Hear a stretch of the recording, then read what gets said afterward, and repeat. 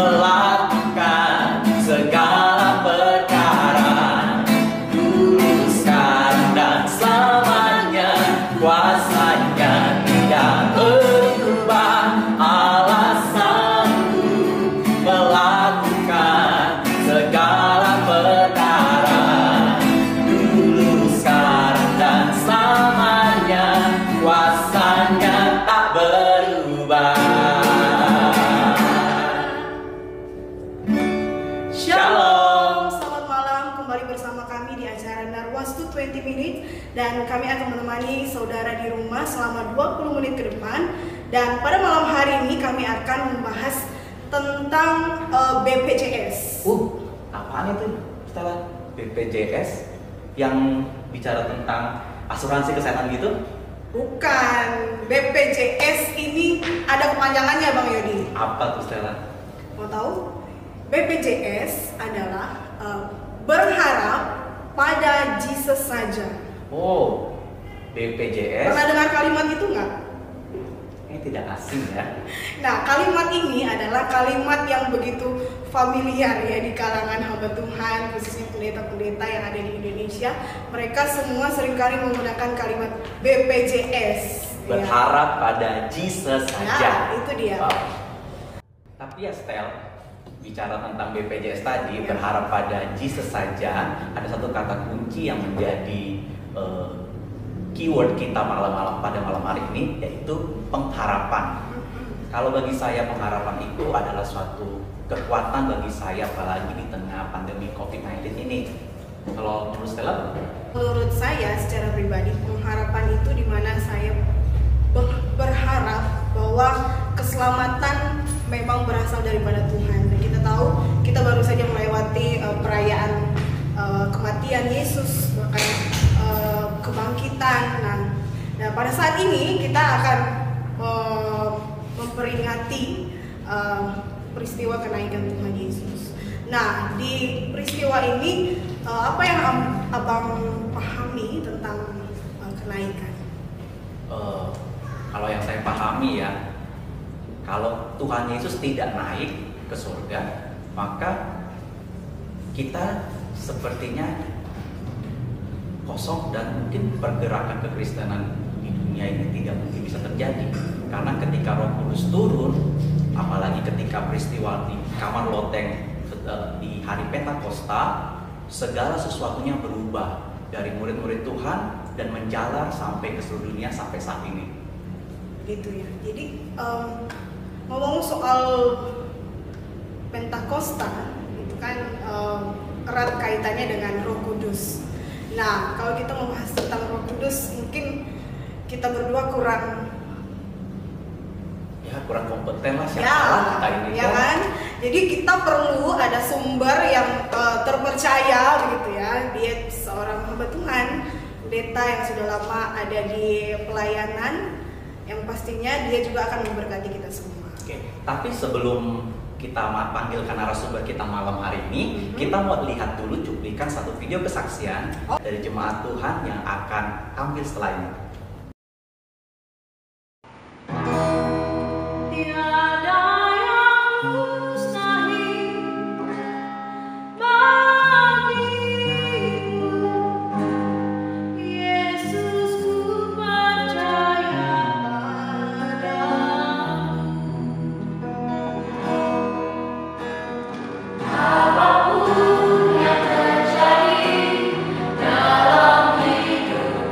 Ini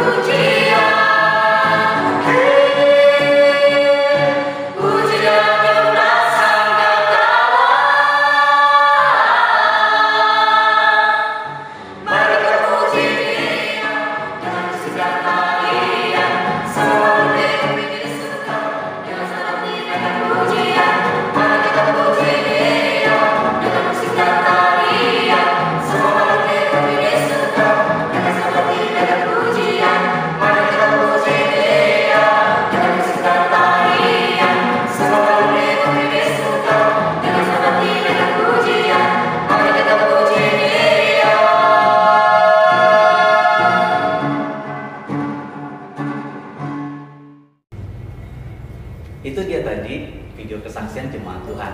Kiranya sahabat Narwasu di rumah sudah menyaksikannya, diberkati melalui kesaksian ini. Ya, langsung saja kali ini kita langsung panggilkan narasumber kita, Ibu Pendeta Hilda Pandede. Oke. Salam sehat. Selamat datang Tante. Apa kabar? Luar biasa. Puji Tuhan. Puji Tuhan. Apa kabar Stella? Baik Tante, puji Tuhan. Baik, Adi. Oh, sangat baik. Ceria sekali. Amin. Amin, ya. Nah, kira-kira kegiatan Tante dalam kondisi pandemi seperti ini apa sih? Ya selain beraktivitas di rumah tentunya. Pastinya. Iya, sudah pasti. Ya, tidak lupa juga tetap setia membaca firman, berdoa. Ya, itulah yang menjadi kekuatan kita di tengah-tengah keadaan pandemi saat ini. Ya, saat ini kan kita mau memasuki peristiwa kenaikan. Ya, kita semua orang percaya, orang Kristen, bahkan semua kita merayakan ini. Nah, menurut Tante, apa sih kenaikan itu sendiri bagi Tante secara pribadi? Bagi saya secara pribadi, kenaikan itu satu peristiwa yang luar biasa karena Tuhan kita harus kembali ke tempatnya tentunya ya. Dia dari surga turun ke bumi ya, hanya untuk kita, dan dia berkata dia harus kembali ke surga untuk apa?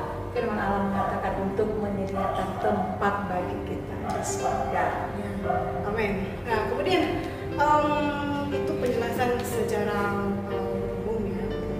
Nah, kemudian apa sih sebenarnya makna yang begitu membuat Tante tuh sepertinya penuh pengharapan ketika Tuhan Yesus itu naik ke surga? Ya, itu satu hal yang sangat luar biasa ya, karena dia berkata juga dia naik ke surga ya, dia tidak tinggalkan kita sendiri, dia berjanji dia akan memberikan penolong kepada kita. Nah, penolong itu yaitu Roh Kudus yang akan memampukan kita untuk berjalan di dalam dunia ini. Tanpa Roh Kudus tentunya, apalagi dalam keadaan saat-saat ini, mungkin kita akan menyerah dengan keadaan kehidupan ini. Oke. Ini Tante, bagaimana sih kita bisa meyakinkan diri kita bahwa Yesus itu adalah satu-satunya sumber pengharapan kita? Kita meyakinkan diri kita bahwa Yesus itu satu-satunya sumber pengharapan kita karena kita tahu dia berkorban bagi kita, tidak setengah-setengah. Dia berkorban seluruh hidupnya, dia berikan pada kita sebagai pengganti dari pelanggaran-pelanggaran kita. Dia berikan nyawanya bagi kita. Jadi bagi Tante pribadi tidak ada orang ya, atau siapapun yang bisa seperti dia ya, sanggup menanggung kesalahan, pelanggaran kita, dosa-dosa kita. Dia gantikan dengan dirinya ya. Jadi kalau kita berharap kepada dia memang tidak salah. Amin. Nah, kemudian bagaimana sih kita tuh bisa meyakinkan kepada setiap orang yang percaya ini supaya mereka tidak berputus asa ketika mereka mengalami suatu masalah dan atau apapun gitu ya. Yang pastinya kita mau meyakinkan dia bahwa Yesus adalah sumber pengharapan kita. Nah, bagaimana kita bisa meyakinkan mereka untuk mereka bisa hidup dalam pengharapan?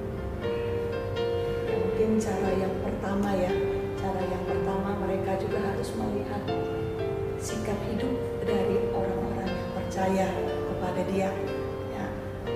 Kita tidak mudah frustasi sebagai orang yang percaya, yang bergantung, berharap kepada Tuhan Yesus ya. Kita tidak mudah frustasi, kita tidak mudah hilang akal sehat kita ya, karena kita tahu pengharapan kita gantungkan kepada Yesus. Nah, saat-saat ini kita lihat banyak orang yang kehilangan akal sehat dengan keadaan seperti ini. Mereka, ya bagaimana ya kita mau mengatakannya, mereka berusaha untuk mencari hidup, tapi dengan kekuatan mereka ternyata mereka tidak mampu lalu ada hal-hal yang lain yang mereka lakukan, ya mungkin yang di luar akal pikiran sehat mereka tentunya. Seperti apa tuh Tante misalkan? Ya, misalkan saja hari-hari ini kita melihat, kita menyaksikan banyak sekali terjadi peristiwa-peristiwa kejahatan yang pada intinya hanya menjurus kepada kampung tengah, yaitu perut saja. Apalagi di musim-musim pandemi seperti ini kan, Iya, pastinya kejahatan semakin meningkat. semakin meningkat. Oke, ngomong-ngomong tadi kan kita bicara tentang peristiwa kenaikan Tuhan Yesus ke surga. Lalu apalagi di gereja kita, khususnya GPDI itu kan kita selalu ada kegiatan doa subuh malam, mengharapkan pencurahan Roh Kudus, berdoa memohon pada Tuhan. Bisa nggak Tante jelaskan kepada sahabat-sahabat Narwas yang di rumah, apa sih kaitan kenaikan lalu pencurahan Roh Kudus? Itu apa sih? Nah, kenaikan, Tuhan naik ke surga, Tuhan Yesus kita naik ke surga. Katakan naik ke surga, dan dia berkata, jangan tinggalkan Yerusalem sebab aku akan memberikan Roh Penolong. Roh Penolong itu adalah Roh Kudus. Ya, Roh Kudus itu tidak hanya dicurahkan waktu murid-murid ada di loteng Yerusalem saja, tapi sampai saat ini pun kemurahan Tuhan masih berlaku, khususnya buat bangsa Indonesia. Dia memberikan, Allah Bapa memberikan Roh Kudus sebagai Roh Penolong bagi kita sekalian. Ya, jadi kita perlu meminta Roh Penolong itu, yaitu Roh Kudus, ya, untuk memampukan kita di hari-hari akhir ini. Kita perlu. Jadi kalau doa 10 malam itu, disitulah memang harinya di mana kita minta supaya kita dipenuhkan dengan Roh Penolong itu, yaitu Roh Kudus, supaya kita dapat berjalan sesuai dengan rencana Tuhan dalam hidup kita tentunya. Lalu bagaimana kita ketika ada teman-teman kita yang mungkin berkata, apa itu pencurahan Roh Kudus? Roh Kudus itu apa? Ya Lalu karena kan ada beberapa ya, gereja yang tidak melaksanakan ini ya. ya bagaimana sih kita merespon kita menanggapi jika ada pernyataan seperti itu? Kita kembali kepada firman Tuhan. Kita tidak bisa memberikan respon yang banyak kepada mereka. Kita ajar mereka membuka firman Tuhan, dan kita tahu semua ada tertulis dalam firman Tuhan. Dia naik ke sorga. Tujuan dia naik ke sorga adalah menyiapkan tempat bagi kita. Sesudah itu dia juga tidak membiarkan umatnya menjadi, apa bahasa kerennya sekarang, menjadi cun, menjadi takut, menjadi tawar hati. Ya, dia berkata, tidak usah takut, aku akan memberikan Roh Penolong. Roh Penolong itulah Roh Kudus. Nah, kita mengajak mereka kembali kepada firman saja, membaca di dalam Kisah Para Rasul tentunya, ya, mengenai berita kenaikan, ya, berita pencurahan Roh Kudus. Ya, jadi kita tidak perlu apa bahasanya sekarang ya, kalau orang Manado bilang baku ambil mulut. Nah, itu apa itu? Gimana tuh? Saya tidak bisa menjelaskannya. Berdebat ya, berdebat. Nah, berdebat. Kita tidak perlu berdebat tentang firman Tuhan, ya, tetapi kita kembali kepada firman, yaitu Alkitab. Ya, jadi sahabat-sahabat ada di rumah, jangan suka berdebat ya, jangan suka berdebat tentang firman Tuhan, tetapi kita harus merenungkan firman Tuhan itu siang dan malam. Mohon pimpinan Roh Kudus sendiri yang menerjemahkan firman itu dalam kehidupan kita masing-masing. Nah, tapi ada satu pertanyaan lagi, Pak. Mau diajukan ke Tante. Sebenarnya apa sih yang Tante rasakan ketika Tante menerima Roh Kudus itu sendiri? Adakah perubahan yang spesifik dalam hidup Tante sehingga Tante tuh bersyukur sekali Roh Kudus bisa ada dalam hidup Tante, dipenuhi maksudnya? Ya, kalau kita dipenuhkan dengan Roh Kudus, khususnya buat pribadi saya merasa begitu sukacita, ya, karena saya mengetahui bahwa Roh Kudus adalah, sekali lagi saya tekankan, Roh Penolong. Ya, Roh Penolong, ya, dia tidak akan membiarkan kita, tetapi dia akan membimbing kita, dia akan meluruskan jalan kita, ya, sehingga kita tentunya tidak salah jalan. Ya, nah, jadi dia menopang kita secara singkatnya saja. Ya. Oke.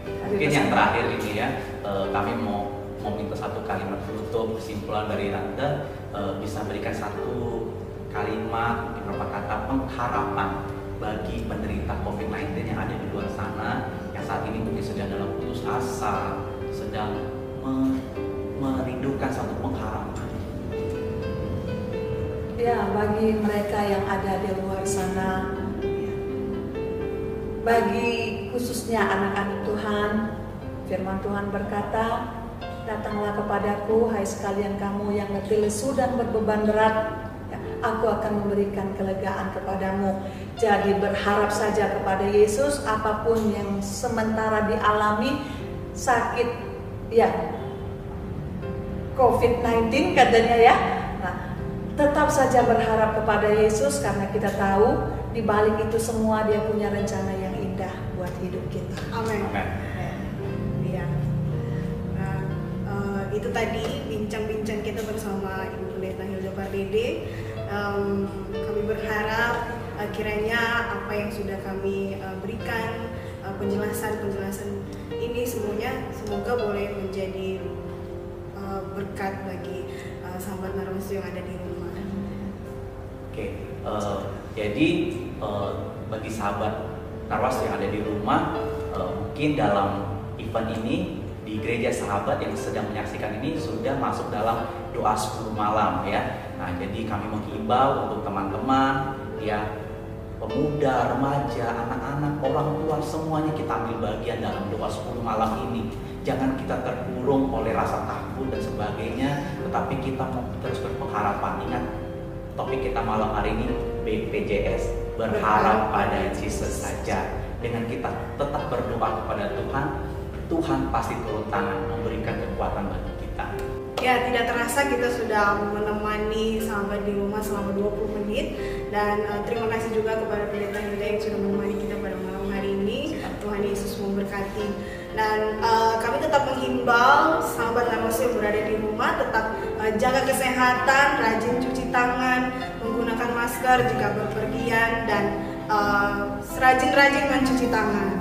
Nah, kita akan tutup acara kita pada malam hari ini, dan kita mau angkat satu pujian yang mengatakan hatiku percaya.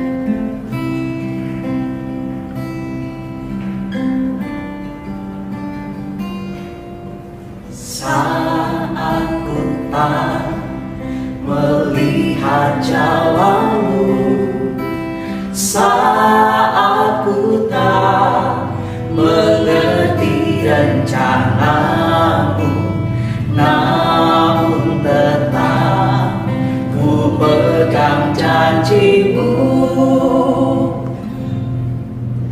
Pengharapanku hanya padamu, hatiku percaya,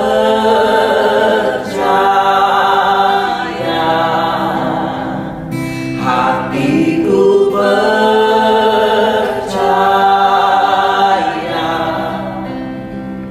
hatiku percaya, selalu ku percaya,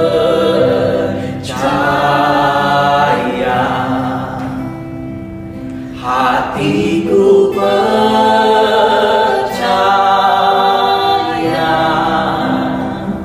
hatiku percaya,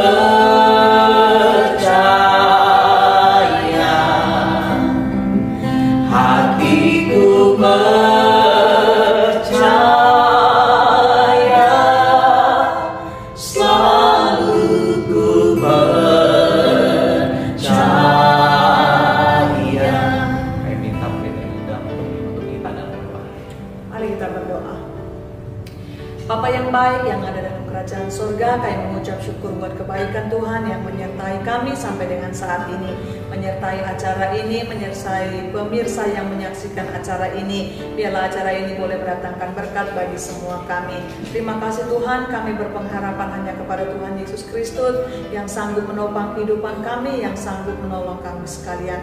Kami mengucap syukur Tuhan, berkati rekan-rekan yang sudah mengambil bagian di dalam acara ini sehingga boleh terlaksana dengan baik. Terpujilah Bapa yang yang baik. Kami menyerahkan seluruh sidang jemaat Tuhan GPD Narwastu juga ke dalam tangan kasih kemurahan-Mu. Gembala sidang beserta dengan keluarga ke dalam tangan kasih kemurahan-Mu. Pelayan-pelayan Tuhan GPD Narwastu ke dalam tangan kasih kemurahan-Mu juga kami serahkan kehidupan kami semua kepadamu. Kami dipeliharakan, dinaungi, ditutup bungkus dengan kuasa darah-Mu. Dalam nama Tuhan Yesus Kristus kami sudah berdoa dan mengakhiri acara kami. Haleluya. Amin. Amin. Amin. Oke, itu dia tadi 20 menit kebersamaan kita. Bagi sahabat-sahabat Narwastu yang ingin mengirimkan video kesaksiannya, dapat mengirimkan kepada kami melalui kontak person di bawah ini. Tetap sehat, tetap semangat, dan Tuhan Yesus memberkati. Sampai jumpa di pertemuan minggu depan. Tuhan memberkati. Shalom.